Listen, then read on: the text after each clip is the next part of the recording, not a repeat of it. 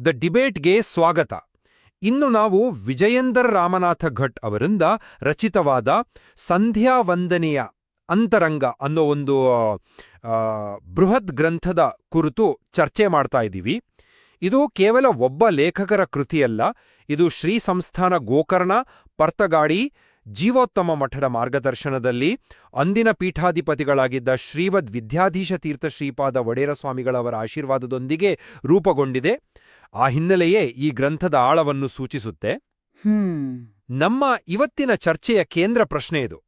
ಈ ಗ್ರಂಥದ ಮೂಲಭೂತ ಉದ್ದೇಶ ಸಂಧ್ಯಾವಂದನೆಯನ್ನ ಒಂದು ನಿಖರವಾದ ಕರ್ಮಯೋಗದ ಆಚರಣೆಯಾಗಿ ಸ್ಥಾಪಿಸುವುದೇ, ಅಥವಾ ಅದನ್ನ ಒಂದು ಜ್ಞಾನಯೋಗದ ತಾತ್ವಿಕ ಅನ್ವೇಷಣೆಯಾಗಿ ಮೇಲ್ದರ್ಜೆಗೇರಿಸುವುದೇ? ನನ್ನ ಪ್ರಕಾರ ಈ ಗ್ರಂಥವು ಆಚರಣೆಗಳನ್ನ ಕೇವಲ ಅಡಿಪಾಯವಾಗಿ ಬಳಸಿ ಅಂತಿಮವಾಗಿ ಸಾಧಕನನ್ನ ಜ್ಞಾನಮಾರ್ಗದ ಕಡೆಗೆ ಕೊಂಡೊಯ್ಯುವ ಒಂದು ತಾತ್ವಿಕ ಗ್ರಂಥ.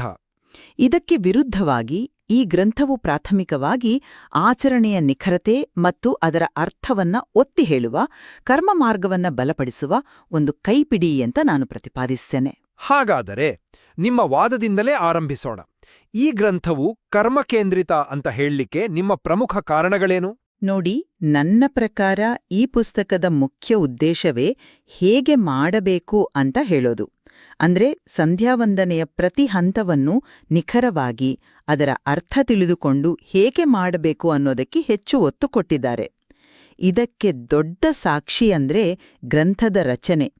ಇದರ ಮೊದಲ ಸಂಪುಟಕ್ಕೆ ಭಕ್ತಿಯುಕ್ತ ಕರ್ಮಯೋಗ ಅಂತ ಸ್ಪಷ್ಟವಾಗಿ ಹೆಸರಿಟ್ಟಿದ್ದಾರೆ. ಇದರಲ್ಲಿ ಆಚಮನ, ಪ್ರಾಣಾಯಾಮ, ಸಂಕಲ್ಪದಿಂದ ಹಿಡಿದು ಕೃಷ್ಣಾರ್ಪಣದವರೆಗಿನ 12 ಅನುಷ್ಠಾನಗಳನ್ನು ಅತ್ಯಂತ ವಿವರವಾಗಿ ವಿವರಿಸಲಾಗಿದೆ.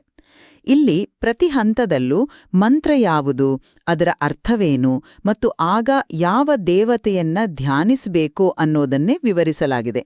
ಅಂದ್ರೆ ಕ್ರಿಯೆಯನ್ನು ಹೇಗೆ ಮಾಡಬೇಕು ಮತ್ತು ಅದರ ಅರ್ಥವೇನು ಎಂಬುದೇ ಇಲ್ಲಿಯ ಕೇಂದ್ರಬಿಂದು ಅಲ್ವಾ? ನೋಡಿ, ನಾವು ಲೌಕಿಕ ಜೀವನದಲ್ಲಿ ಯಾವುದೇ ಕೆಲಸ ಮಾಡಬೇಕಾದ್ರೆ ಸರ್ಕಾರದ ಅನುಮತಿ ಬೇಕು, ಅರ್ಜಿ ಹಾಕ್ತೀವಿ. ಹಾಗೆಯೇ ಆಧ್ಯಾತ್ಮಿಕ ಜೀವನದಲ್ಲಿ ಭಗವಂತನೇ ಸಾರ್ವಭೌಮ. ಅವನಿಗೆ ನಮ್ಮ ಉದ್ದೇಶವನ್ನ ನಿವೇದಿಸಿದ್ವೇ ಸಂಕಲ್ಪ.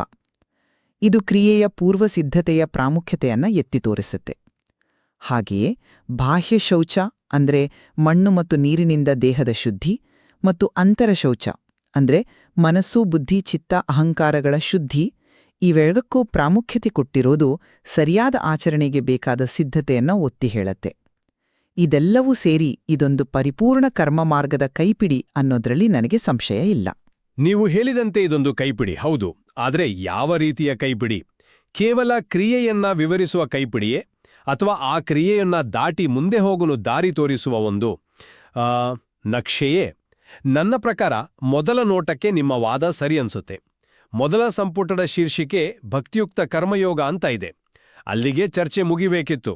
ಆದರೆ ನಾವು 2ನೇ ಸಂಪುಟವನ್ನ ತೆರೆದಾಗ ಕತೆ ಸಂಪೂರ್ಣವಾಗಿ ಬದಲಾಗುತ್ತೆ. ಅಲ್ಲಿಂದಲೇ ಈ ಜಿಜ್ಞಾಸೆ ಹುಟ್ಟೋದು. 2ನೇ ಸಂಪುಟಕ್ಕೆ ಭಕ್ತಿಯುಕ್ತ ಜ್ಞಾನಯೋಗ ಅಂತ ಹೆಸರಿಡಲಾಗಿದೆ. ಇದು ಕೇವಲ ಕಾಕತಾಳೀಯವಲ್ಲ, ಇದು ಕರ್ಮದಿಂದ ಜ್ಞಾನದೆಡೆಗಿನ ಒಂದು ಸಹಜವಾದ ತಾರ್ಕಿಕವಾದ ಬೆಳವಣಿಗೆಯನ್ನ ಸೂಚಿಸುತ್ತೆ. ಆ 2ನೇ ಸಂಪುಟದ ವಿಷಯಗಳನ್ನು ಒಮ್ಮೆ ಗಮನಿಸಿ. ಗಾಯತ್ರಿ ಜಪದ ಪೂರ್ವ ಮತ್ತು ಉತ್ತರ ಭಾಗದ ಅನುಷ್ಠಾನಗಳು, ಅನುಸಂಧಾನ, ಗಾಯತ್ರಿ ಮತ್ತು ಮೂಲಭೂತ ಚಿಂತನೆಗಳು, ಗಾಯತ್ರಿ ಮಂತ್ರದಿಂದ ಭಗವಂತನ ಬೇರೆ ಬೇರೆ ರೂಪಗಳನ್ನು ಹೇಗೆ ಧ್ಯಾನಿಸುವುದು, ಮತ್ತು ಮುಖ್ಯವಾಗಿ ಓಂಕಾರ ಒಂದರಿಂದಲೇ ಹುಟ್ಟುವ 100 ತಾತ್ವಿಕ ವಿಚಾರಗಳ ಚಿಂತನೆ. ಇವು ಕೇವಲ ಆಚರಣೆಯ ವಿವರಗಳಲ್ಲ, ಬದಲಾಗಿ ಆಳವಾದ ತಾತ್ವಿಕ ವಿಚಾರಗಳು. ಲೇಖಕರು ಸಂಧ್ಯಾವಂದನೆಯನ್ನ ಕೇವಲ ಒಂದು ಯಾಂತ್ರಿಕ ಕ್ರಿಯೆಯಾಗಿ ನೋಡ್ತಾ ಇಲ್ಲ, ಬದಲಾಗಿ ಜ್ಞಾನವನ್ನು ಪಡೆಯುವ, ಬ್ರಹ್ಮವನ್ನು ಚಿಂತಿಸುವ ಒಂದು ಪ್ರಬಲ ಸಾಧನವಾಗಿ ನೋಡಿದ್ದಾರೆ. ಅದಕ್ಕಾಗಿಯೇ ಈ ಕೃತಿಯನ್ನ ಬೃಹತ್ ಗ್ರಂಥ ಮತ್ತು ಮಹತ್ವದ ಆಕರ ಅಂತ ಆರಂಭದಲ್ಲೇ ಕರೆದಿರುವುದು. ಅಂದ್ರೆ ಇದು ಕೇವಲ ಒಂದು ಕ್ರಿಯಾವಿಧಿಯ ಕೈಪಿಡಿಗಿಂತ ಎಷ್ಟೋ ಮಿಗಿಲಾದುದು. ಇದರ ಅಂತಿಮ ಗುರಿ ಜ್ಞಾನವೇ ಆಗಿದೆ, ಕರ್ಮವಲ್ಲ. ನೀವು ಜ್ಞಾನದ ಕಡೆಗೆ ಒತ್ತು ಕೊಡ್ತಿರೋದು ಸರಿ. ಆದ್ರೆ ಆ ಜ್ಞಾನದ ಉದ್ದೇಶವೇನು ಅನ್ನೋದನ್ನ ನಾವು ನೋಡ್ಬೇಕು.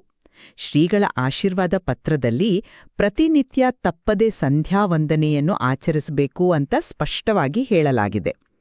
ಲೇಖಕರಾದ ವಿಜೇಂದ್ರ ಭಟ್ರು ಸಮಾಜದ ಹಿತದೃಷ್ಟಿಯಿಂದ ಈ ಗ್ರಂಥವನ್ನ ರಚಿಸಿದ್ದಾರೆ ಅಂತ ಕೂಡ ಉಲ್ಲೇಖಿಸಲಾಗಿದೆ. ಇದರ ಒಟ್ಟಾರೆ ಅರ್ಥವೇನು? ಸಮಾಜದಲ್ಲಿ ಈ ಆಚರಣೆಯು ಲೋಪವಾಗ್ತಿದೆ ಅಥವಾ ಸರಿಯಾಗಿ ನಡೀತಿಲ್ಲ, ಆದ್ರಿಂದ ಅದನ್ನ ಪುನಃಸ್ಥಾಪಿಸಬೇಕು, ಅದು ಸರಿಯಾಗಿ ಮತ್ತು ನಿರಂತರವಾಗಿ ನಡಿಬೇಕು ಅನ್ನೋದೇ ಅವರ ಮುಖ್ಯ ಕಾಳಜಿ. ಜನರ ದಿನಚರಿಯಲ್ಲಿ ಕರ್ಮವನ್ನ, ಆಚರಣೆಯನ್ನ ಮತ್ತೆ ತರೋದೇ ಇಲ್ಲಿನ ಮೂಲ ಉದ್ದೇಶ. ಜ್ಞಾನ ಮುಖ್ಯ ಇರ್ಬೋದು, ಆದ್ರೆ ಆಚರಣೆಯೇ ಇಲ್ಲದಿದ್ರೆ ಆ ಜ್ಞಾನಕ್ಕೆ ಅರ್ಥವೆಲ್ಲಿ? ಅಡಿಪಾಯವೇ ಇಲ್ಲದಿದ್ರೆ ಜ್ಞಾನದ ಸೌಧವನ್ನ ಎಲ್ಲಿ ಕಟ್ಟೋದು? ಸೋ ಕರ್ಮ ಅಥವಾ ಆಚರಣೆಯೇ ಇಲ್ಲಿ ಪ್ರಧಾನ. ಒಂದ್ ನಿಮಿಷ, ನೀವು ಉಲ್ಲೇಖಿಸಿದ ಅದೇ ಆಶೀರ್ವಾದ ಪತ್ರದಲ್ಲಿ ಮತ್ತೊಂದು ಮಹತ್ವದ ವಾಕ್ಯ ಇದೆ. ಅದನ್ನು ನಾವು ಕಡೆಗಣಿಸೋ ಆಗಿಲ್ಲ. ಶ್ರೀಗಳು ಹೇಳ್ತಾರೆ, ವೇದಾರ್ಥ ಜ್ಞಾನವಿಲ್ಲದೆ ಹಾಗೂ ಧರ್ಮಸೂಕ್ಷ್ಮಗಳ ಅರಿವಿಲ್ಲದೆ ಸಂಧ್ಯಾವಂದನೆಯನ್ನು ಯಾಂತ್ರಿಕವಾಗಿ ಆಚರಿಸಿದರೆ ಅದರಿಂದ ಸಂಪೂರ್ಣ ಫಲಪ್ರದವಾಗುವುದಿಲ್ಲ. ಈ ಒಂದು ವಾಕ್ಯವೇ ಈ ಗ್ರಂಥದ ನಿಜವಾದ ಉದ್ದೇಶವನ್ನು ಹಿಡಿದಿಡುತ್ತೆ. ಇದು ಜ್ಞಾನದ ಮಹತ್ವವನ್ನ ಸ್ಪಷ್ಟವಾಗಿ, ನೇರವಾಗಿ ಹೇಳುತ್ತೆ. ಅವರು ಕೇವಲ ಮಾಡಿ ಅಂತ ಹೇಳ್ತಿಲ್ಲ, ತಿಳಿದು ಮಾಡಿ ಅಂತ ಒತ್ತಿ ಹೇಳ್ತಿದ್ದಾರೆ. ಕೇವಲ ಯಾಂತ್ರಿಕ ಆಚರಣೆ ಸಾಲ್ದು, ಅದರ ಹಿಂದಿನ ಜ್ಞಾನ, ಅದರ ಅರ್ಥ, ಅದರ ಸೂಕ್ಷ್ಮಗಳು ತಿಳಿಯಬೇಕು. ಈ ಗ್ರಂಥವು ಆ ಜ್ಞಾನವನ್ನೇ ಒದಗಿಸುತ್ತೆ. ಆ ಯಾಂತ್ರಿಕ ಆಚರಣೆಯನ್ನ ಮೀರಿ ಬೆಳೆಯಲು ಈ ಜ್ಞಾನ ಅತ್ಯಗತ್ಯ, ಮತ್ತು ಅದೇ ಈ ಗ್ರಂಥದ ನಿಜವಾದ ಕೊಡುಗೆ. ಆಚರಣೆಯು ದೇಹವಾದರೆ ಜ್ಞಾನವು ಅದರ ಆತ್ಮ. ಈ ಗ್ರಂಥ ಆತ್ಮದ ಬಗ್ಗೆ ಹೆಚ್ಚು ಮಾತಾಡ್ತಿದೆ. ನೀವು ತಿಳಿದು ಮಾಡುವುದು ಅಂದ್ರಿ, ನಾನು ಅದನ್ನೇ ಹೇಳ್ತಿರೋದು. ಆದರೆ ಆ ತಿಳುವಳಿಕೆ, ಆ ಜ್ಞಾನ ಯಾವುದಕ್ಕೆ ಪೂರಕ? ಅದು ಕರ್ಮಕ್ಕೆ ಪೂರಕ. ಆ ಜ್ಞಾನವು ಕರ್ಮವನ್ನ ಹೆಚ್ಚು ಶಕ್ತಿಯುತವಾಗಿಸುತ್ತೆ. ಸಂಧ್ಯಾವಂದನೆಯ ಅಂತರಂಗ ಅನ್ನೋ ಶೀರ್ಷಿಕೆಯೇ ನನ್ನ ವಾದವನ್ನ ಪುಷ್ಟೀಕರಿಸುತ್ತೆ. ಇಲ್ಲಿ ಅಂತರಂಗ ಅಂದ್ರೆ ಪ್ರತಿ ಕ್ರಿಯೆಯ ಆಂತರಿಕ ಅರ್ಥ, ಅದರ ಒಳನೋಟ. ಉದಾಹರಣೆಗೆ, ಮೊದಲ ಸಂಪುಟದಲ್ಲಿ ವಿವರಿಸಿದಂತೆ ಆಚಮನವು ಕೇವಲ 3 ಬಾರಿ ನೀರು ಕುಡಿಯೋದಲ್ಲ. ಅದು ಕೇಶವಾದಿ 24 ನಾಮಗಳನ್ನ ಹೇಳ್ತಾ ಅಂತಃಕರಣದ ಶುದ್ಧಿ ಮಾಡ್ಕೊಳ್ಳೋದು. ಪ್ರಾಣಾಯಾಮ ಕೇವಲ ಉಸಿರಾಟದ ವ್ಯಾಯಾಮವಲ್ಲ, ಅದು ನಮ್ಮೊಳಗಿನ ಪ್ರಾಣಶಕ್ತಿಯನ್ನ ನಿಯಂತ್ರಿಸಿ ಗಾಯತ್ರಿಯನ್ನ ಧ್ಯಾನಿಸಲು ಮನಸ್ಸನ್ನ ಸಿದ್ಧಪಡಿಸೋದು. ಹೀಗೆ ಪ್ರತಿಯೊಂದು ಹಂತದ ಆಂತರಿಕ ಅರ್ಥವನ್ನ ವಿವರಿಸುವ ಮೂಲಕ ಈ ಗ್ರಂಥವು ಕರ್ಮಯೋಗವನ್ನ ಶ್ರೀಮಂತಗೊಳಿಸುತ್ತೆ.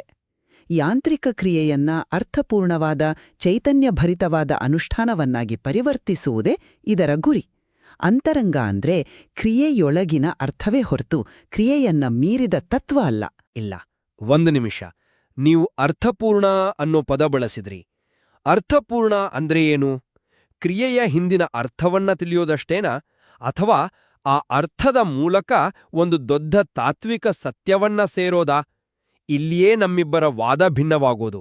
ನೀವು ಅಂತರಂಗವನ್ನ ಕೇವಲ ಕ್ರಿಯೆಯ ಒಳಗಿನ ಅರ್ಥಕ್ಕೆ ಸೀಮಿತಗೊಳಿಸ್ತಿದ್ದೀರಿ. ನಾನು ಕೇಳೋದೇನಂದ್ರೆ, ಆ ಎಲ್ಲಾ ಕ್ರಿಯೆಗಳ ಒಟ್ಟು ಅಂತರಂಗ ಯಾವುದು? ಆ ಎಲ್ಲಾ ನದಿಗಳು ಸೇರುವ ಸಾಗರ ಯಾವುದು? ನನ್ನ ಪ್ರಕಾರ ಆ ಸಾಗರವೇ ಜ್ಞಾನ. ಪ್ರತಿಕ್ರಿಯೆಯ ಆಂತರಿಕ ಅರ್ಥವನ್ನ ತಿಳಿಯೋದು ಮೊದಲ ಹಂತ ಮಾತ್ರ, ಅದರಲ್ಲಿ ಸಂಶಯ ಇಲ್ಲ.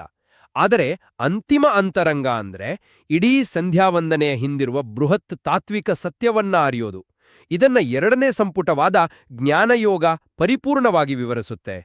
ಗಾಯತ್ರಿ ಮಂತ್ರದ ಮೂಲಕ ಭಗವಂತನ ವಿವಿಧ ರೂಪಗಳನ್ನ ಮತ್ತು ಸೃಷ್ಟಿಯ ಮೂಲಭೂತ ತತ್ವಗಳನ್ನ ಚಿಂತಿಸೋದೇ ನಿಜವಾದ ಅಂತರಂಗ.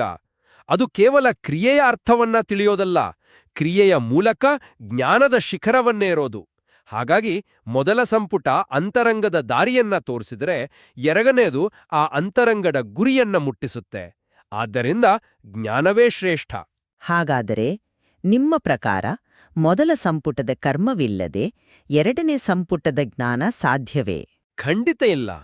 ಸರಿಯಾದ ಅನುಷ್ಠಾನದ ಶಿಸ್ತಿನ ಅಡಿಪಾಯವಿಲ್ಲದೆ ತಾತ್ವಿಕ ಚಿಂತನೆಯು ಕೇವಲ ಬೌದ್ಧಿಕ ಕಸರತ್ತಾಗುತ್ತೆ. ಅದರಿಂದ ಯಾವುದೇ ಆಧ್ಯಾತ್ಮಿಕ ಫಲ ಸಿಗಲ್ಲ. ದೇಹ ಮತ್ತು ಮನಸ್ಸನ್ನ ಶುದ್ಧಿ ಮಾಡಿಕೊಳ್ಳದೆ ಗಾಯತ್ರಿಯ ಬಗ್ಗೆ 1000 ಪುಸ್ತಕ ಓದಿದ್ರೆ ಏನ್ ಪ್ರಯೋಜನ? ಈ ಗ್ರಂಥವು ಮೊದಲು ಆಚರಣೆಯನ್ನ ಪರಿಪೂರ್ಣಗೊಳಿಸಿ, ದೇಹ ಮನಸ್ಸುಗಳನ್ನ ಸಿದ್ಧಪಡಿಸಿ, ನಂತರ ಅದರ ಮೂಲಕ ಜ್ಞಾನವನ್ನ ಅರಸಲು ಹೇಳುತ್ತೆ. ಅಡಿಪಾಯವಿಲ್ಲದ ಸೌಧವನ್ನ ಕಟ್ಟಕ್ಕಾಗಲ್ಲ. ಇಲ್ಲಿ ಕರ್ಮಯೋಗವೇ ಆಧಾರ ಮತ್ತು ಅಡಿಪಾಯ. ಆದ್ದರಿಂದ ಅದೇ ಮುಖ್ಯ ಭಾಗ. 2ನೇ ಸಂಪುಟ ಮೊದಲನೇದರ ಮೇಲೆ ಸಂಪೂರ್ಣವಾಗಿ ಅವಲಂಬಿತವಾಗಿದೆ. ಆದ್ರೆ ಆ ಹೋಲಿಕೆ ನನಗೆ ಸರಿ ಕಾಣ್ತಿಲ್ಲ. ಇಲ್ಲಿ ಅವಲಂಬನೆಯ ಪ್ರಶ್ನೆ ಅಲ್ಲ, ಪ್ರಯಾಣದ ಪ್ರಶ್ನೆ. ಶಾಲೆಯಲ್ಲಿ ನಾವು ಅಕ್ಷರಾಭ್ಯಾಸ ಮಾಡೋದು ಜ್ಞಾನದ ಗ್ರಂಥಗಳನ್ನ ಓದ್ಲಿಕ್ಕೋಸ್ಕರ, ಬರೀ ಅಕ್ಷರ ಗೀಚ್ಲಿಕ್ಕೆಲ್ಲಲ್ವಾ? ಹಾಗೆಯೇ ಇಲ್ಲಿ ಕರ್ಮಯೋಗವು ಅಕ್ಷರಾಭ್ಯಾಸದಂತೆ, ಅದು ಅತ್ಯಗತ್ಯ. ಆದರೆ ಅದೇ ಅಂತಿಮ ಗುರಿಯಲ್ಲ. ಜ್ಞಾನಯೋಗವೇ ನಿಜವಾದ ಸಾಹಿತ್ಯ, ನಿಜವಾದ ಅರಿವು. ಕರ್ಮಯೋಗವು ದೇಹ ಮತ್ತು ಮನಸ್ಸನ್ನ ಸಿದ್ಧಪಡಿಸುವ ಒಂದು ಪ್ರಕ್ರಿಯೆ, ಶುದ್ಧೀಕರಣದ ಮಾರ್ಗ. ಆ ಸಿದ್ಧತೆಯ ನಂತರ ಜ್ಞಾನಯೋಗದ ಮೂಲಕವೇ ನಿಜವಾದ ಆಧ್ಯಾತ್ಮಿಕ ಪ್ರಗತಿ ಸಾಧ್ಯ. ಗ್ರಂಥದ ರಚನೆಯೇ ಕರ್ಮದಿಂದ ಜ್ಞಾನದೆಡೆಗಿನ ಪ್ರಯಾಣವನ್ನ ಸ್ಪಷ್ಟವಾಗಿ ಸೂಚಿಸುತ್ತೆ, ಮತ್ತು ಯಾವುದೇ ಪ್ರಯಾಣದಲ್ಲಿ ಗುರಿಯು ದಾರಿಗಿಂತ ಶ್ರೇಷ್ಠವಾಗಿರುತ್ತೆ. ಈ ಚರ್ಚೆಯಿಂದ ಸ್ಪಷ್ಟವಾಗುವುದೇನೆಂದರೆ, ಸಂಧ್ಯಾವಂದನೆಯ ಅಂತರಂಗ ಕೃತಿಯು ಸಂಧ್ಯಾವಂದನೆಯ ಆಚರಣೆಗೆ ಒಂದು ಗಟ್ಟಿಯಾದ, ಅರ್ಥಪೂರ್ಣವಾದ ಚೌಕಟ್ಟನ್ನು ಒದಗಿಸುತ್ತೆ. ಕರ್ಮಯೋಗದ ವಿವರವಾದ ನಿರೂಪಣೆಯ ಮೂಲಕ ಅದು ಆಚರಣೆಯನ್ನ ಕೇವಲ ಒಂದು ಯಾಂತ್ರಿಕ ಕ್ರಿಯೆಯಾಗದಂತೆ ತಡೆದು ಅದನ್ನು ಒಂದು ಶಿಸ್ತುಬದ್ಧ, ಭಕ್ತಿಯುಕ್ತ ಆಧ್ಯಾತ್ಮಿಕ ಸಾಧನೆಯಾಗಿ ರೂಪಿಸುತ್ತೆ. ಪ್ರತಿಕ್ರಿಯೆಯ ಹಿಂದಿನ ಅರ್ಥವನ್ನ ತಿಳಿಸುವ ಮೂಲಕ ಅದು ಕರ್ಮದ ಮಹತ್ವವನ್ನ ಹಿಂದೆಂದಿಗಿಂತಲೂ ಹೆಚ್ಚಾಗಿ ಎತ್ತಿಹಿಡಿಯುತ್ತೆ. ಹೌದು, ಆದ್ರೆ ಆ ಸಾಧನೆ ಅಲ್ಲಿಗೆ ನಿಲ್ಲೋದಿಲ್ಲ ಅನ್ನೋದನ್ನು ಒಪ್ಕೊಳ್ಬೇಕು. ಈ ಗ್ರಂಥವೋ ಆ ಆಚರಣೆಯನ್ನೇ ಒಂದು ವೇದಿಕೆಯಾಗಿ, ಒಂದು ಸೋಪಾನವಾಗಿ ಬಳಸಿ ಆಳವಾದ ಜ್ಞಾನ ಮತ್ತು ತಾತ್ವಿಕ ಚಿಂತನೆಯತ್ತ ನಮ್ಮನ್ನ ಕೊಂಡೊಯ್ಯುತ್ತೆ. ಇದರ ಅಂತಿಮ ಗುರಿ ಕೇವಲ ಸರಿಯಾದ ಕ್ರಿಯೆಯಲ್ಲ, ಬದಲಾಗಿ ಆ ಕ್ರಿಯೆಯ ಮೂಲಕ ಪಡೆಯುವ ಉನ್ನತವಾದ ಜ್ಞಾನ ಮತ್ತು ಅರಿವು ಅನ್ನೋದನ್ನ ಈ ಕೃತಿಯ ರಚನೆಯೇ ತೋರಿಸಿಕೊಡುತ್ತೆ. ಕರ್ಮವು ಬೀಜವಾದ್ರೆ ಜ್ಞಾನವು ಅದರಿಂದ ಅರಳುವ ಹೂವು. ಹಾಗಾದ್ರೆ ಈ ಗ್ರಂಥದ ನಿಜವಾದ ಸಂದೇಶ ಬಹುಶಃ ಕ್ರಿಯೆಯಿಲ್ಲದ ಜ್ಞಾನ ಮತ್ತು ಜ್ಞಾನವಿಲ್ಲದ ಕ್ರಿಯೆ ಎರಡೂ ಅಪೂರ್ಣ. ಈ ಎರಡರ ಸಮ್ಮಿಲನವೇ ಅಂತರಂಗದ ನಿಜವಾದ ಅನ್ವೇಷಣೆ ಅನ್ನೋದೇ ಈ ಕೃತಿಯ ತಿರುಳು.